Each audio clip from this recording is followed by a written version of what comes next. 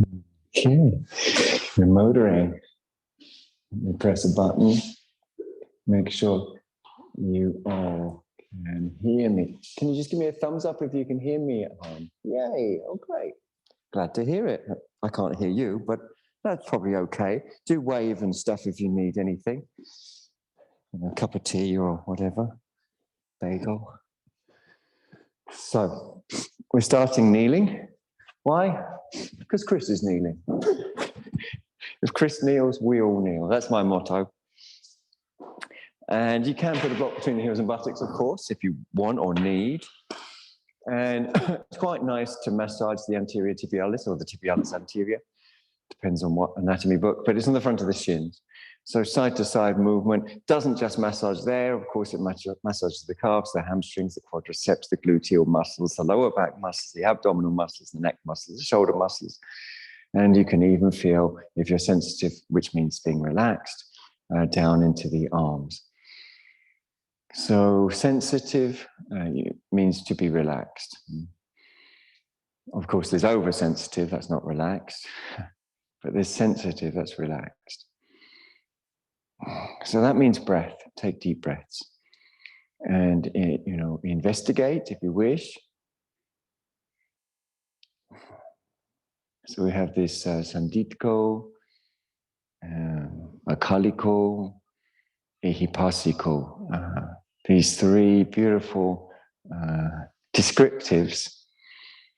They come from the Buddhist tradition, and I think they apply completely beautifully to this practice here and now. Of course, yoga is highly connected with the Buddhist tradition. It's not just coincidental that there's an enormous Buddha picture next to me. So sandiṭṭhiko dharma means apparent here and now. So what we need to know is this, and this is apparent here and now.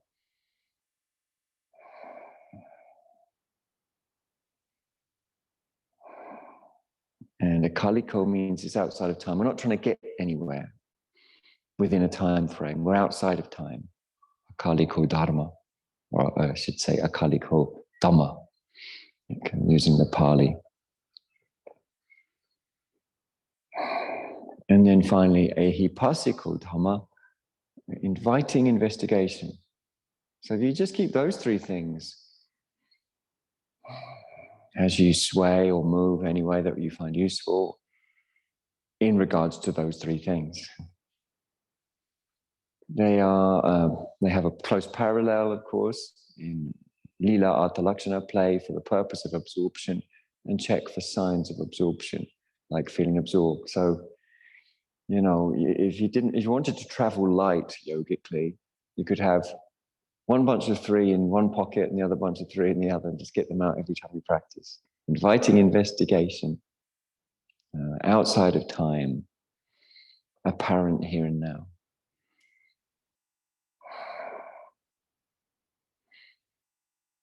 And breath coming and going because we're relaxed, theoretically. Now we're going to come forwards with the knees together. Of course, if you've got blocks under your bum, it's also useful to have them for your head and hands. If you haven't got blocks, you can use books. If you haven't got books, you can use a chair upturned or cushions or whatever you've got. But we're going to come forwards into balasana, the way that I often don't do, but I think, I don't know, I'm not in touch anymore, but I think lots of yoga teachers do, which is with the knees together. Still might want to massage your back muscles, moving side to side. Finally, the head will come down to blocks or the floor over time. There's no rush at all because it's akāliko dhamma, outside of time. Kali means time. You might recognize it if you've heard of the fierce-looking goddess, Kali Ma. You call her Kali Ma if you realize she's not fierce. But she is time in one sense. Because there's nothing that can stand up and beat time. Time beats mountains, time beats planets, time beats galaxies. And it renders all things ultimately to zero. So Kali is often attributed or connected with zero, shunya. And zero is empty, and empty is not, it's no stores of stuff. And no stores of stuff means that you're available here and now. Now I've got my arms forwards, that's nice to have, you can do that, or you can have your arms backwards, that's fine too. If they're backwards, the palms are up. I still find myself, I do find it useful to sort of massage into it. That's obviously up to you, what feels good.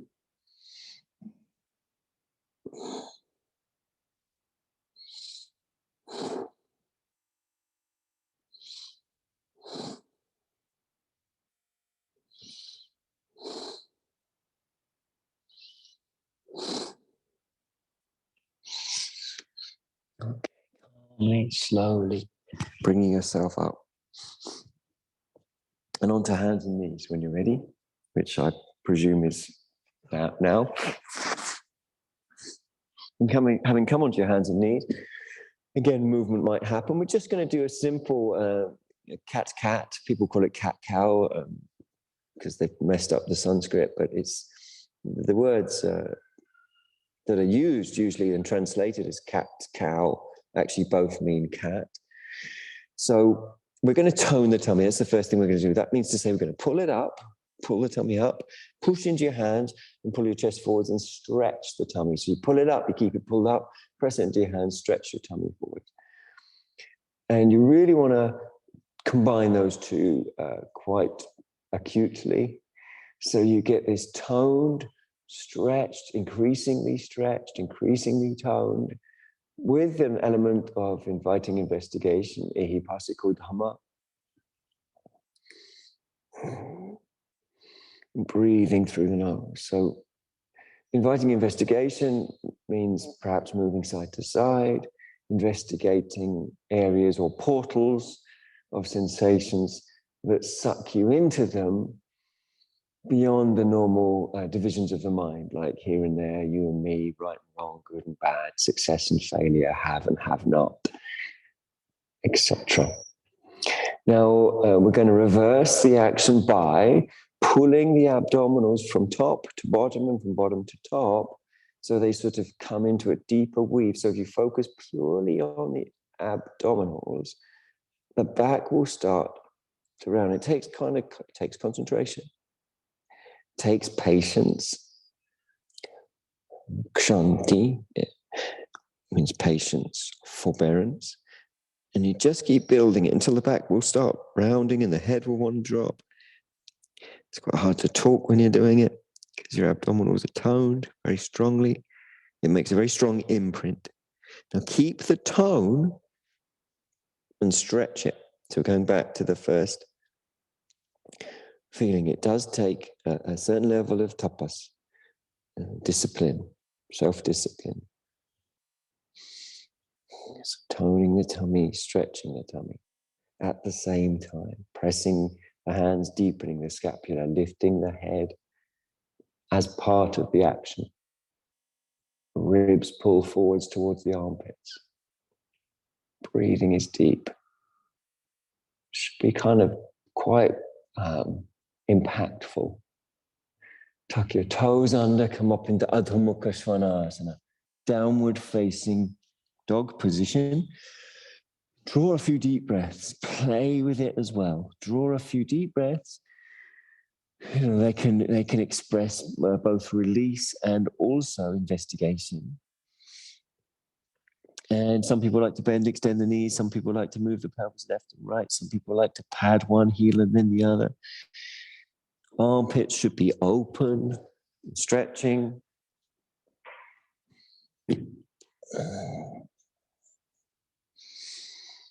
And of course, there's no point having a theme if you don't keep going back to it. And there's no point having a theme that you can't keep going back to that isn't relevant.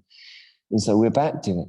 It's outside of time. It invites investigation by its nature. The point about it is it's not we're telling ourselves we become naturally curious.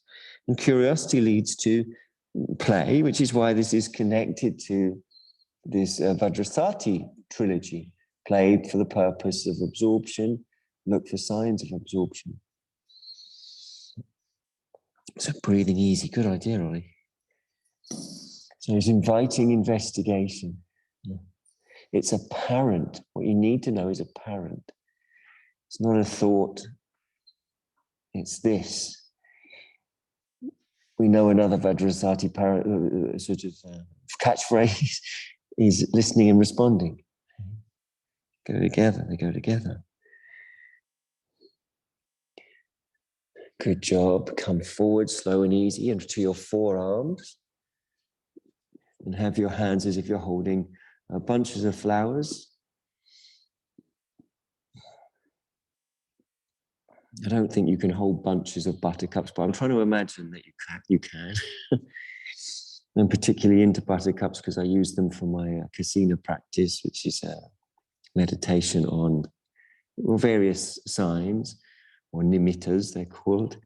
And one of the signs, you can have the sign of yellow or red or blue or white, fire, earth, water, air, or consciousness, or space. These are the 10 kasinas.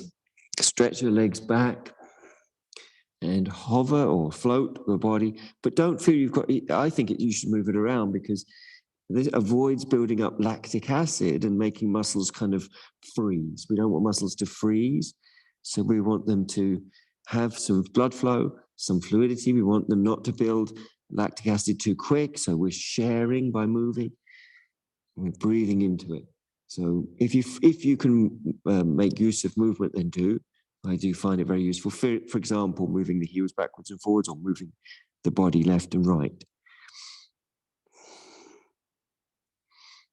Back to hands and knees. Congratulations, you did a good job. On to normal hands and knees, and breathe through your nose. Sure, soft eyes, soft brain, soft throat, soft. Take the foot closest to the Buddha if you're set up like we are in the room. It doesn't matter otherwise, either foot will be fine. But if you can, the foot, I'm doing the one furthest from the Buddha. It might be confusing. Tuck your back toes under, but lift your back knee up and have a little play. So it's apparent here and now. This is what's, this is a description that's given always of the truth that's pointed to by the Buddha, and that's to avoid dogma, so we don't become dogmatic. It's like, don't worry about what people say it is or what it's written about. What it is apparent here and now. Right? So that's an important pointer, and it inherently invites investigation. Something about it that you just want to sort of swim around in it. You just can't help it. You want to immerse yourself in it. It invites investigation. And it's outside of time. So your knee can be down or up. We can be moving backwards or forwards. Breathing easy. The knee eventually will go down on the floor behind the pelvis. I know some people find that the pressure into the knee is very painful. Sometimes if you don't have the toes tucked under, it's better. Sometimes if you do, it's better. Making sure the knee position is just right means you can lift and land it again and again. We're going to climb up onto the thigh of the front leg. If that's uncomfortable for your knee, it's fine to come immediately back to hands and knees and adjust the back knee. But if you focus on the upward stretch from the back groin through the back itself and breathe into that, then that also helps to take pressure off the knee. You can raise your arms if you want. Of course, one can also put padding underneath the knee, but it really does work to feel the upward movement of the stretch and give to that. It really does. It really takes pressure off the knee because the energy is not dropping into the knee, it's lifting up away from it. Make sure the back is soft and eyes are soft and neck is soft. This is Anjaneyasana. Okay, come forwards when you're ready, slow and calm. Back to hands and knees. Take a deep breath in and a deep breath out. And, let a few of those breaths happen. Yeah, so it's a really big part of yoga to the surrender, the willingness to surrender to the breath here and now. To give to it, like the arms of a metaphorical mother. I know not all mothers are ideal, so hopefully yours is or was good enough. Okay, let's bring the other foot forwards. Interestingly, in the Pali Canon, which I always like to get stuck into when I'm on retreat, which I did, the Pali Canon speaks about parents. This is what the Pali Canon says. You can listen while you adjust and readjust your back knee, looking for a stretch in the groin and optimal positioning for the knee. The Pali Canon says this, that you couldn't repay the debts you owe to your parents if you carried one on one shoulder and one on the other for the rest of your life, even if they, was quite graphic, it says, even if they kept defecating and urinating. They're like, all right, mum and dad, what are you doing up there? Defecating and urinating. Anyway, even if they, like that, you couldn't repay them the gift that they gave you, which is life. And I think that's really interesting. You're not saying about whether you had an ideal childhood or whatever, but that they gave you life. And of course, that emphasis is on appreciating the opportunity that you have now, that life itself gives you. The opportunity to, sandiṭṭhiko dhamma, ehipassiko dhamma, and akāliko dhamma, what we've been talking about, come up when you're ready. Well, so you might think, oh, well, I can't ever repay my parents. Well, there is a caveat, and that is to teach your parents in any way you can about that dhamma that I've just described. I'm not talking about Buddhist dogma, something that actually goes beyond Buddhism. Raising the arms up, breathing, focusing on the up stretch. So the arms up you don't have to do that. And if it is really dukkha full, you can put padding underneath the knee, but it does definitely worth having some confidence in this focus on the up stretch and giving to the up stretch, which is the essential part that sometimes we don't bring in. Stretch isn't yoga. Giving to the stretch is yoga. So a friend of mine had a series of yoga studios in London called Stretch, and I used to think, oh, you should have a sort of sister branch called Giving. Okay, well done. Groovy. That's how Austin Powers would describe it. Back to hands and knees. Take a breath, deep breath in, followed by the classic deep breath out. Take a few of those deep breaths. Jaw soft, eyes soft. Take the arm furthest away from me and feel it underneath the posture, palm up. Extend the other arm to fingertips.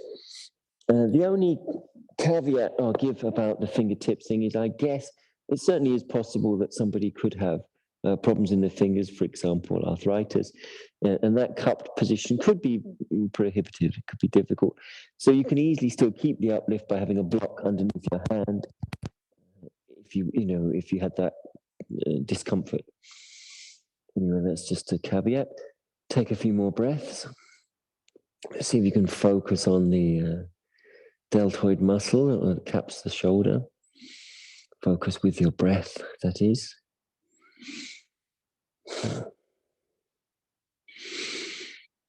Focus with your breath.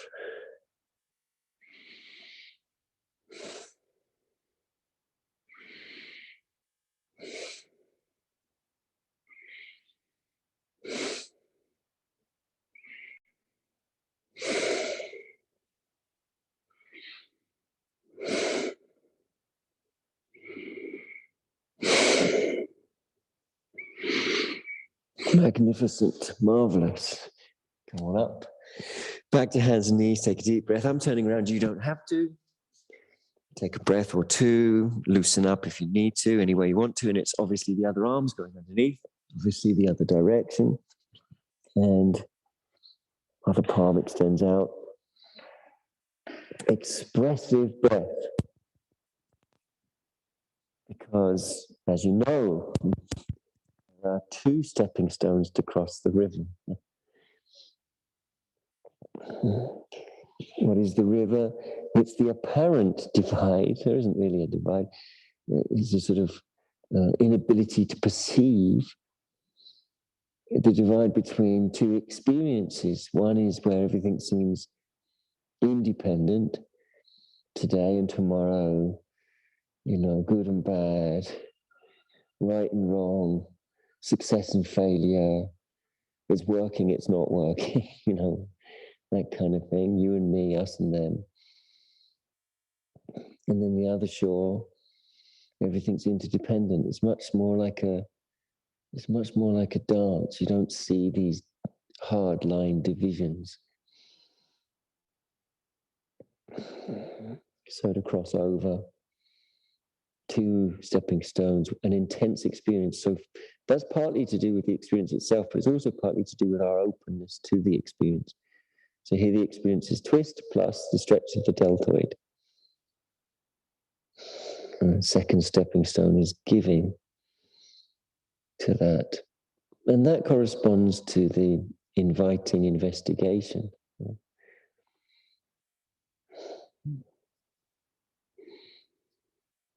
Giving to that. It's the same as if I was to say invites investigation. By its nature, it's not, we're not trying to make anything happen. Okay, super groovy and good. Hands and knees position, catch a breath. Wag your tail if you wanna. Just keep limber and loose and relaxed and breath centered. Then we're going to take the foot that's closest to the Buddha side. Again, if you're set up like we are here. But I'm not. I'm going to want to take the one furthest from the Buddha side. So you're going to bring it closest to the Buddha picture, if that's appropriate. It doesn't matter particularly massively. It just means that you get to face me. And then lifting and landing the back knee so it feels optimally positioned, optimally in terms of comfort, optimally in terms of stretch. And then same hand as the bent leg on the bent leg, thumb facing medially, fingers facing towards me. And then push down, lift and turn towards me. So the opposite arm comes onto the outside of the leg. And this is the breakfast mashing pose. So if you've had breakfast, you'll now feel that this will mash your breakfast up. And now it's useful to do this repeatedly, press and lift, move forwards and backwards. This all helps to limber up the back, and you'll feel when there are moments that say yes. And there may not be for the whole duration, but there might be next time. We look at time in terms of not just this class, but all the classes that we do and will do. And so it may be that we turn round a little more, but it may be that we don't, because we're not taking what isn't freely given. We're practicing asteya.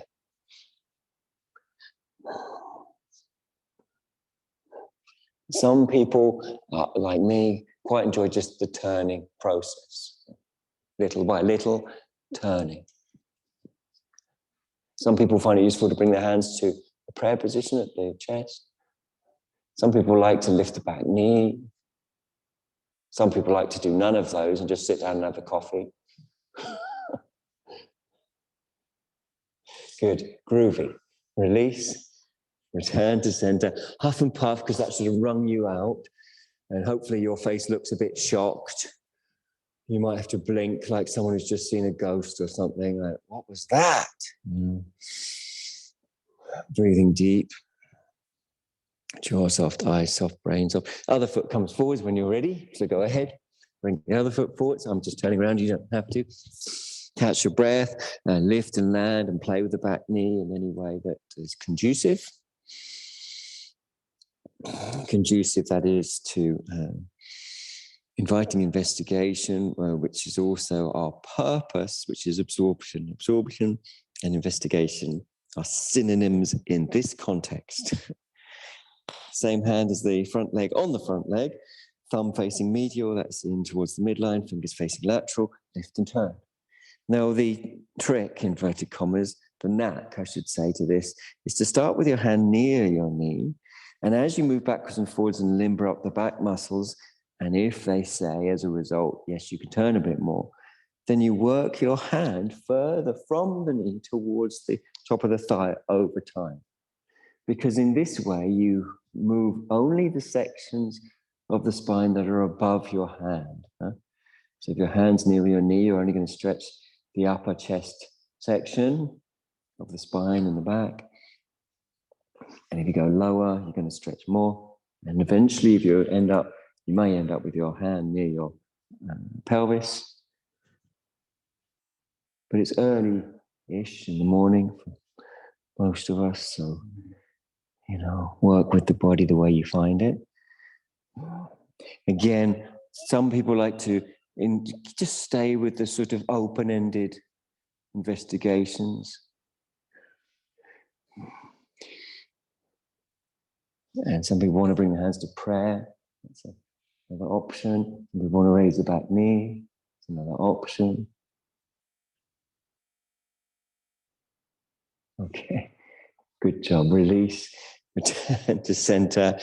Enjoy your post-pose shocked face. Take a few breaths. Express any sort of like, what happened there with your breath. And while you're breathing like that and really letting that happen, let's bring the knee that's closest to me forwards directly behind its own wrist. Move the foot diagonally across the body and stretch your other leg back slowly in your own time, in your own way. Before coming down to our elbows, forearms and wrists. Deep breaths. Some people find movement helps them to become absorbed. So that's where play and absorption come together.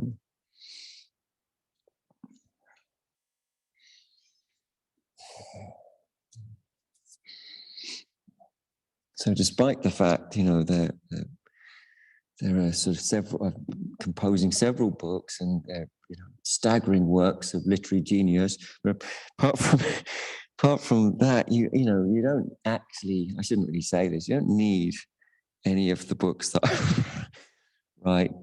But do, when they come out or help me get them out, do buy them for your friends, buy them for your family. You don't need them.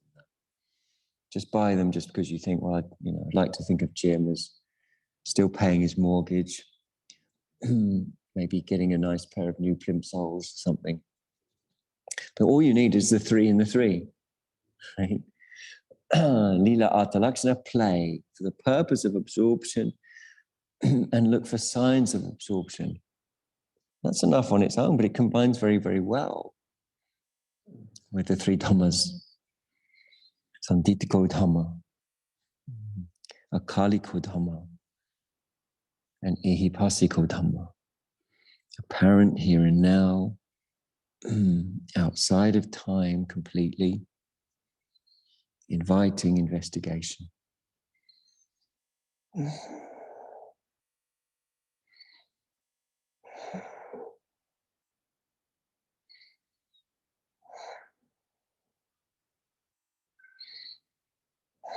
Keep that breath just flowing and flowing and flowing.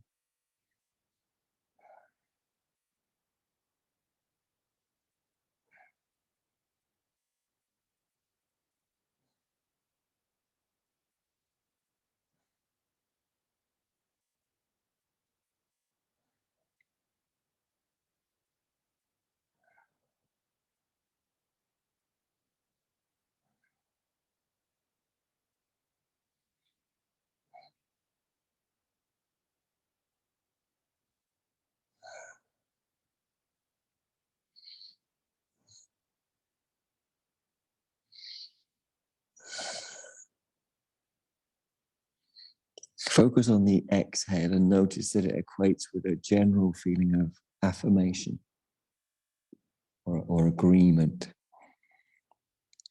Yes, the exhale says. Or it says, I agree.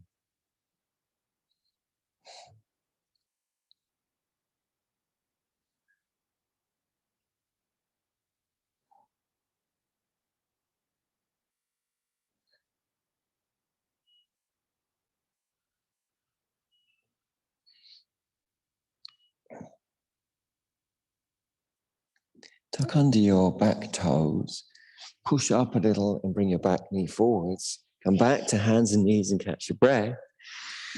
Perhaps an expressive exhale or 2 would be nice. So deep inhale, expressive exhale like sigh-like.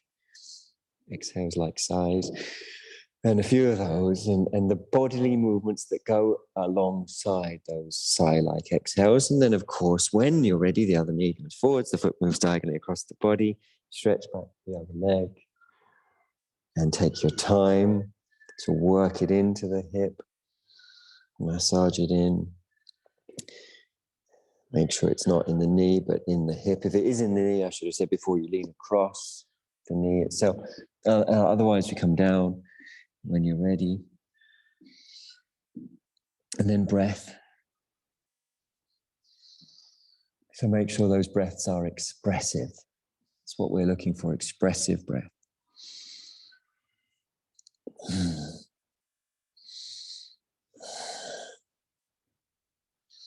Soft jaw, soft eyes, expressive breath.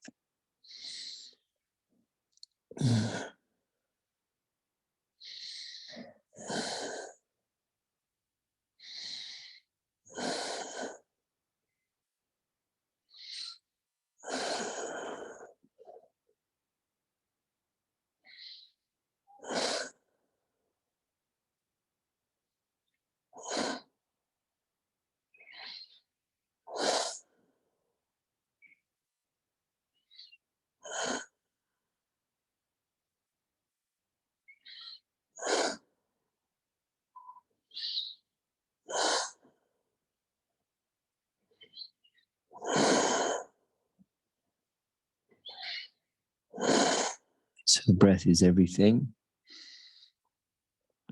So we give to that. It's both guide and feedback monitor at the same time.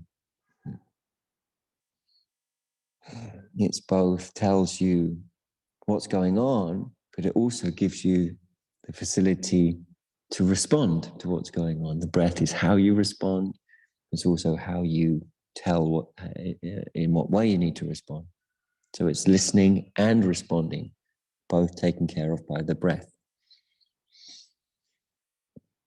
And of course, I'm not expecting you to believe me, but just to see for yourself. Ehipassiko or ehipassika. The pas part, P-A-S, comes from a root which we find in pashanti and so on. Pash in Sanskrit and in Pali, meaning to see. We just have two roots for see, pash and drish.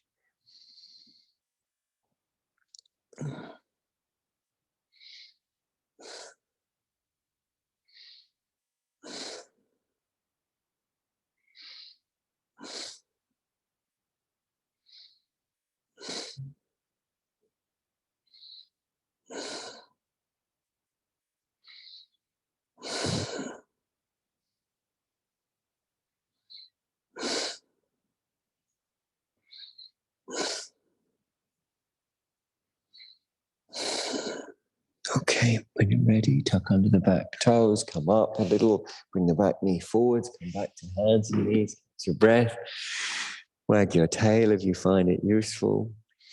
Breathe through the nose, just so keep the back soft and flowing and natural. Soft and flowing and natural. Tucking under the toes, how much of this you take is up to you, but push back and see if you can just stretch the foot arches. That might be more than enough just to stretch them like that and then breathe into them.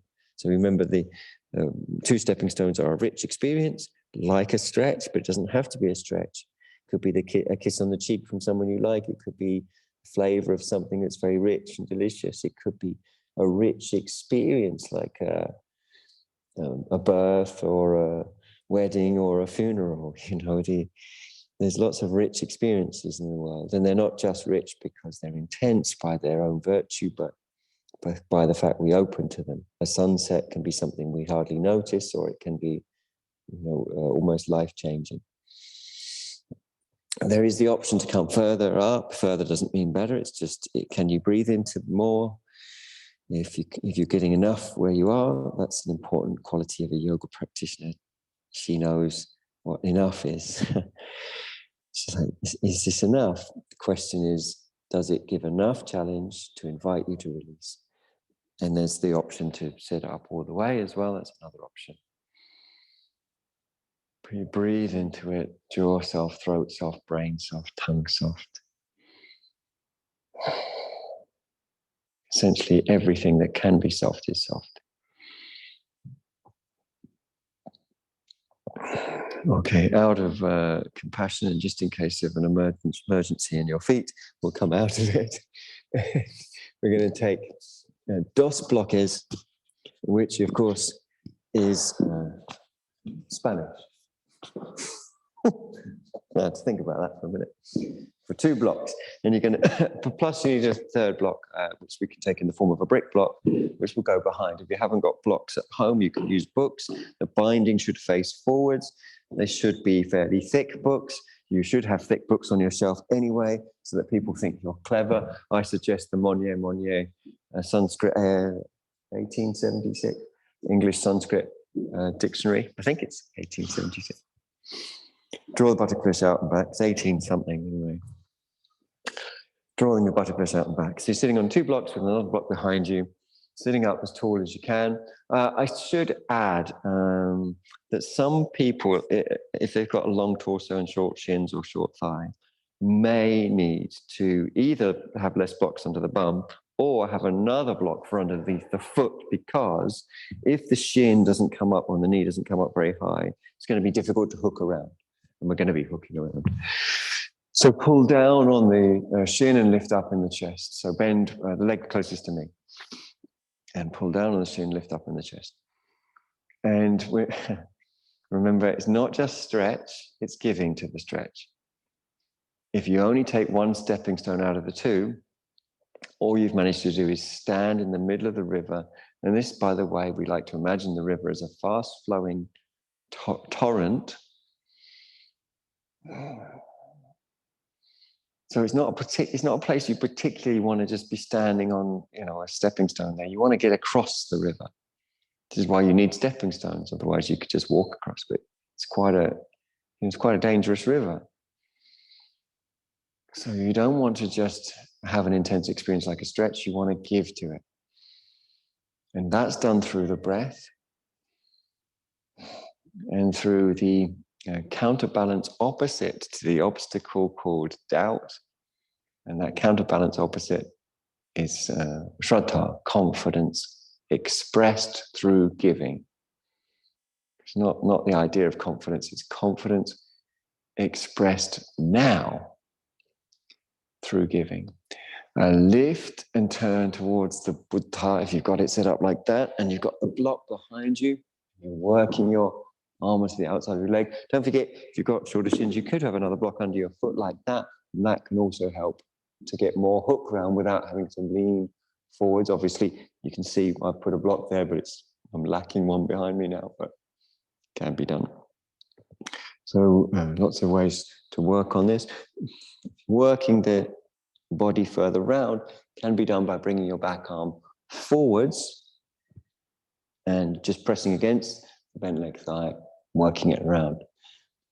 Make sure the straight leg is facing straight up. That is the extended leg. So these are variations, just showing you.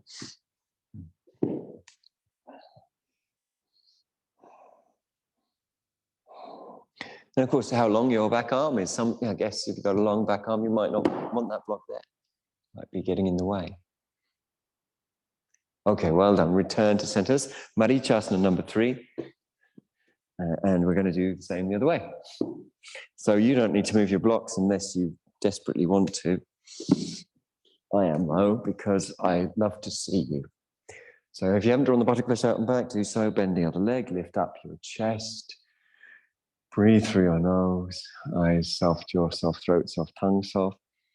Bit of movement can be helpful. Remember, if we move, it helps to circulate blood, it helps to circulate lymph, it helps to melt extraneous myofascia, and it helps to hydrate the myofascia that's not extraneous. You can't not have any myofascia. You'd just be a skeleton. Okay, lift and turn the other way. So you're hooking your arm onto the outside of your leg. Marichyasana number 3. Working the deep belly, and deep belly means belly into pubis. So on the pubic bone, there's a layer of fatty tissue called the mons pubis.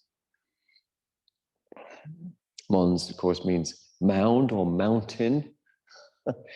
I don't like to think that we have a mountain of fatty tissue on the pubis, but there is just a little mound of fatty tissue.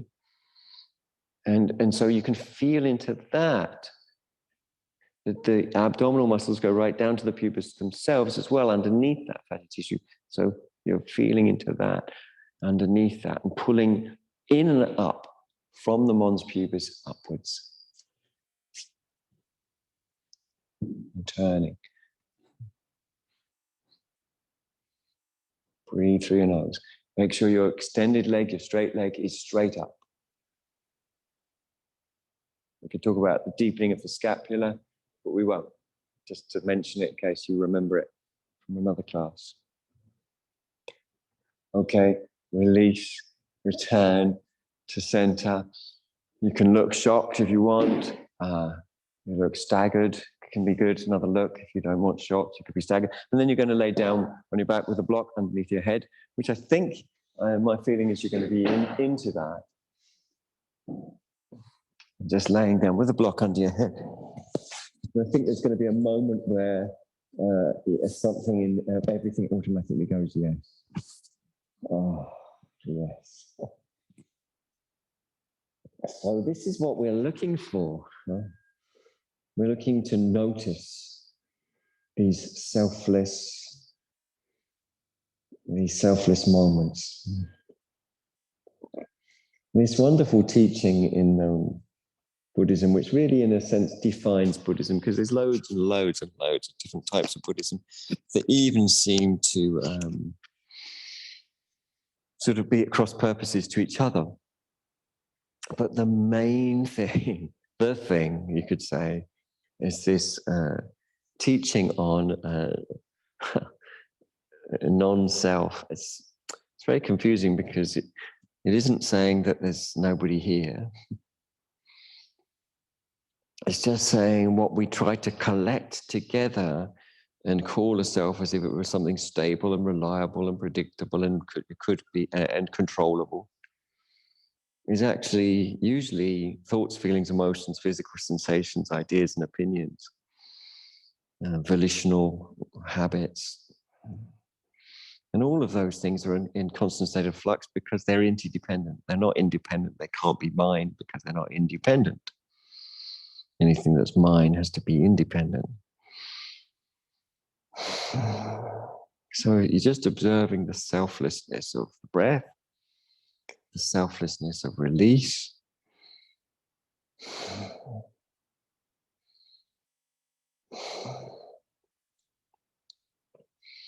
And so when there's no self, as it were, which is not some sort of anti-self, movement where people are protesting, out with the self. It's not anti-self. It's just the observation that what we normally call self-reactions, emotions, opinions, we didn't cause them. We're not in control of them. They arise when they arise. They're codependent with things like upbringing, things like weather, things like social environments.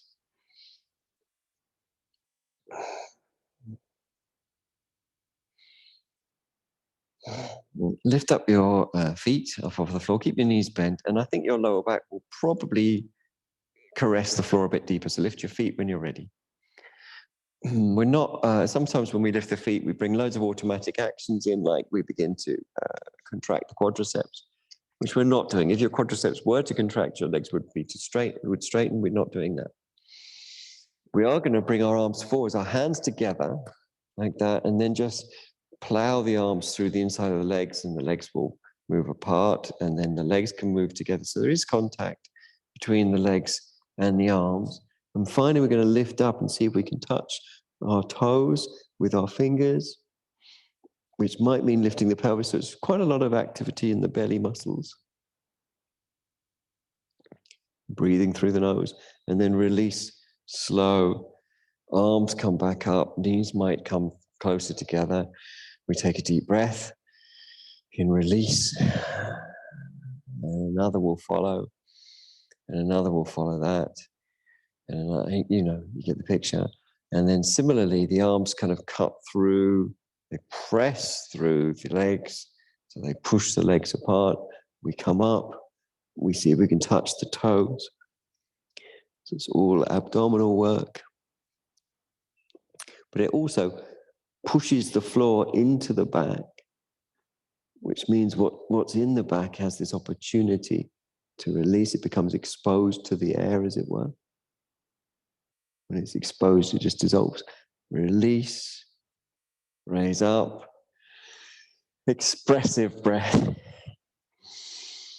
Like, don't be shy. Don't be shy, have a sigh. You don't even have to try.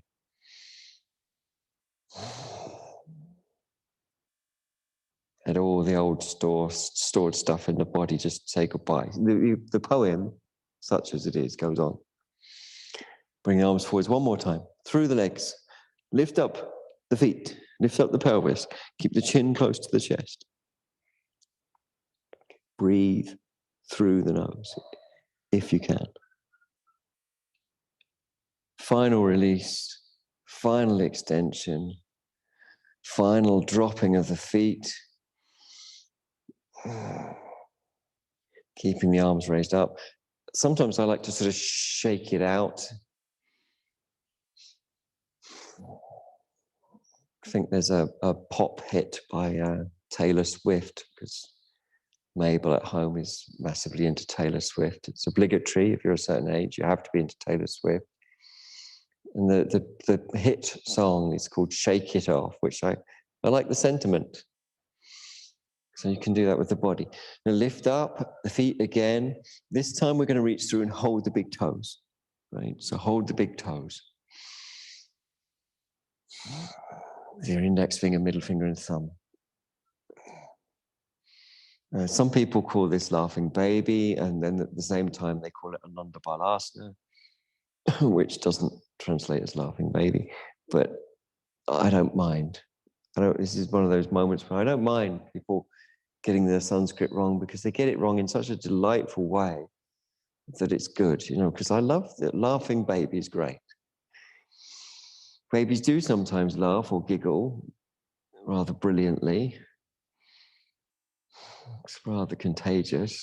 I'm sure you must have heard a baby giggle at some point. But also babies they're not really attaching to any sense of what their job is, what their relationship label means for them. With somebody's brother, somebody's sister, somebody's daughter, somebody's son. They're not getting involved in that. They're not thinking about their future. What should I do tomorrow? Babies aren't thinking, what shall I do tomorrow? They're not thinking about the past. They haven't really got much of a past. Like, I remember yesterday when I was in the womb. That was good. So no wonder they laugh, So as you roll around, try and have some of that sort of labellessness that a baby has. And you can roll around, as I say, if you want. Babies also do that. You can extend the legs. And by the way, you can hold the little toe side of the feet if you prefer that to holding the big toe side. Extend the legs to whatever extent you like. Slightly extended, fully extended. Fully doesn't mean better here.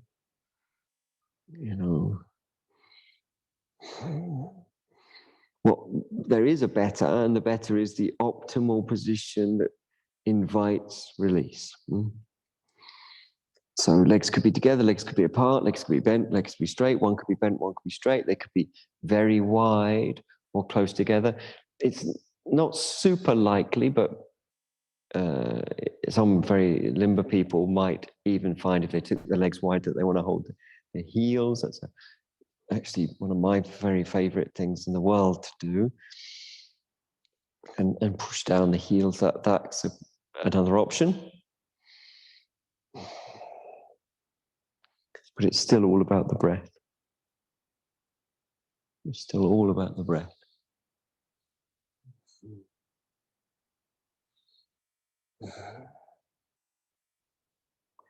Okay, release. Back to center. When you're ready, release the feet down. Take a deep breath in, followed by what normally follows a deep breath in. Let a few of those deep breaths happen. And then stick them up. Sorry, that sounded threatening. I'll say it again. Stick them up. So in other words, put your hands up as if you're, stick them up like that. Yeah, that's it. Like like when you're being arrested. You know that feeling? You've been, all been arrested a few times, I should think. Particularly getting arrested in America, if you've been arrested in America. I'm sure that applies to everyone here. Breathing through the nose. Now, so the position should be elbows a little higher than the shoulders. So if you turn to look at your elbows, they should be a little higher than the shoulders. Your arms should be fully on the floor. So you can have a bend of, say, 92, 93, 94, 95 degrees or more between the bicep and forearm. If you're stiffer, go wider. You can even have your arms fully extended. As long as your arms are on the floor, then the elbows are higher than the shoulders. That's all. Okay, lift up your feet. Keep your knees quite close to the tummy. Really draw the thighs close to the tummy until the tummy pulls the pelvis off the floor. Use that moment with the pelvis off the floor to bring the pelvis towards the Buddha, and the knees down away from the Buddha. And you're looking up at the ceiling, and you're drawing in your tummy and pulling up the chest, and you breathe the back arm back down. Legs can hover or land. But they don't do both. You don't land the feet and hover the knees. They either both land or both float. Suck in the tummy, pull up the chest. Breathe the back arm back down.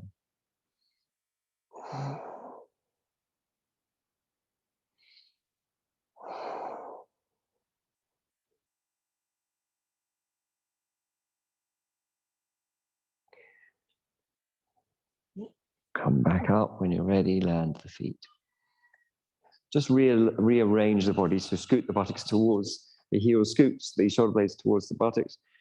Take 2 or 3 or 4 or 5 deep breaths, really expressive exhales. And obviously we're going to do the same thing the other way. So all we're doing when we're bringing the thighs towards the pelvis is using that to lift the pelvis, and whichever way we take the pelvis, the knees go the other way to that. So you take the pelvis one direction and the knees go the other direction to that. And you try and keep the knees close together. You try to keep the thighs close up towards the belly. You breathe the back arm back down using expressive exhales. And you hover or land.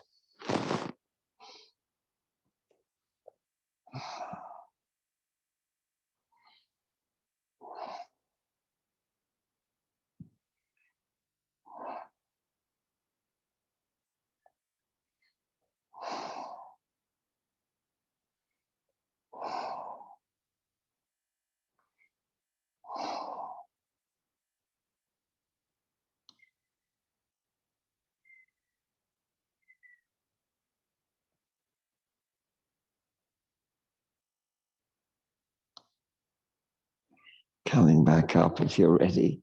Slow, slow, easy, easy, easy. Realign the pelvis, realign the shoulder blades. Let me hear you take a really deep breath in, followed by a really deep breath out, like a sigh. And take a few of those deep breaths. Just let them happen.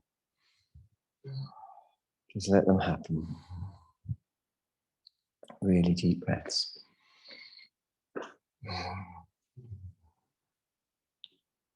Observe the back releasing itself. Selflessness. When we talk about selflessness, we're releasing attachment to things that are codependent as self. And that means the self-recognizer, the ahankara, no longer attaches to the wrong thing, and it falls into its true nature, which is consciousness itself. Buddhists do believe that there's something there, but they don't believe that it's made of anything that's codependent. So they call it the unconditioned, the uncreated, the uncompounded. And the Buddha said, I wouldn't teach you about the conditioned, that things are codependent and not self. That's what he teaches about the conditioned. If there wasn't an unconditioned, I wouldn't bother. because it would just make you feel down. It's like, oh, you know, all conditioned phenomena are impermanent, they're not self, and they don't have lasting satisfaction. See ya. You'd be like, oh, thanks, Buddha. You brought me down. But he didn't. He said, I'm teaching you this so that you don't attach to this. You see what it is. And automatically you'll fall into what is your true nature, which doesn't have descriptives, but it does respond with compassion and wisdom to the moment. If your back feels peaceful, extend your legs out when you're ready. We are coming into Shavasana. Palms can face up, not too close to the body. It shouldn't be on the yoga mat. Shoulder blades should be scooted under. Great opportunity to say yes with everything you got. Body, brain, breath. So say yes with everything you got.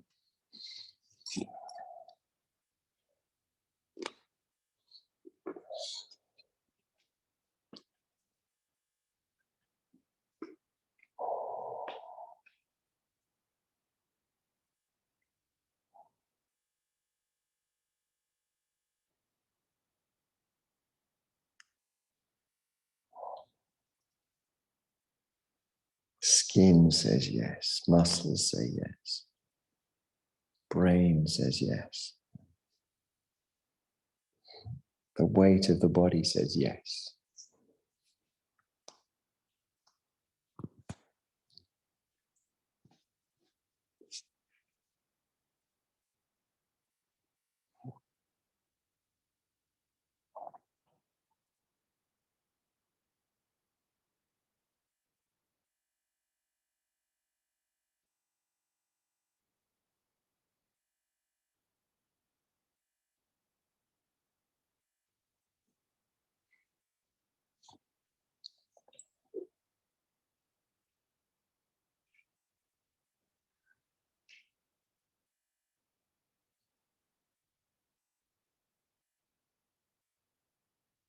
Obviously, laying longer is what we want to do.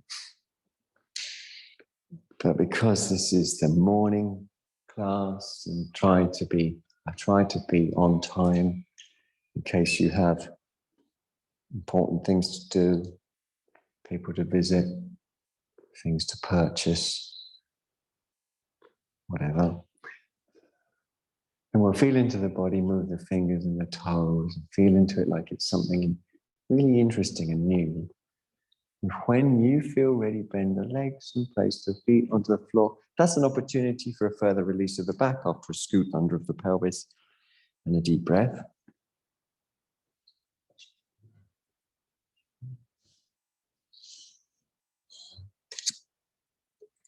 And then rolling away from the shrine side.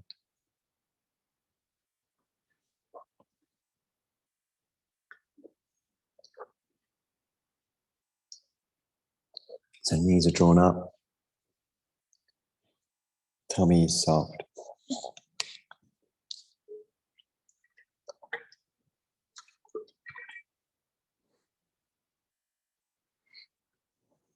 And then roll the other way when you're ready. Similarly with knees drawn up and tummy soft. Let yourself come round. Rub your eyes, stretch your arms, run a hand through your hair, whatever works. And then bringing yourself up in your own time. Hands to the heart.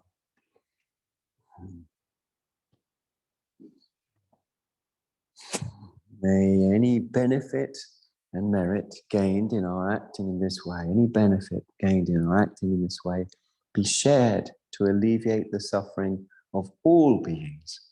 Oh.